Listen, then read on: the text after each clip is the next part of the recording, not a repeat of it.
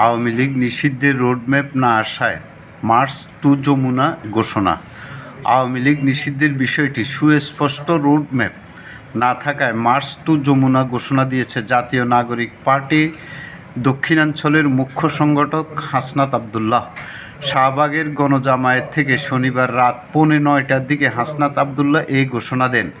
এই সময় তিনি বলেন, যেহেতু আগের দেওয়া সময়সীমার মধ্যে সরকার ঘোষণা আসেনি, তাই শাহবাগ থেকে হোটেল ইন্টারকন্টিনেন্টালের সামনে রাষ্ট্রিক মোড়ে এখন অবস্থান নেবে তারা। হাসনাতের এই ঘোষণার পর শাহবাগে অবস্থান করা জমায়েতের যমুনার অদূরে হোটেল ইন্টারকন্টিনেন্টালের দিকে এগোতে থাকে। এর আগে সন্ধ্যা 7টার দিকে আওয়ামী লীগ নিষিদ্ধের বিষয়টি 1 ঘন্টার মধ্যে সুস্পষ্ট রোডম্যাপ চেয়ে সময়সীমা বেঁধে দেন হাসনাত।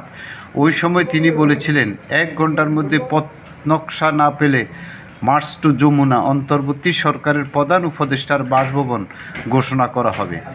তিনি তখন আরও বলেন, অন্তর্বর্তীকালীন সরকারের কাছ থেকে এখন পর্যন্ত কোনো রোডম্যাপ পাওয়া যায়নি।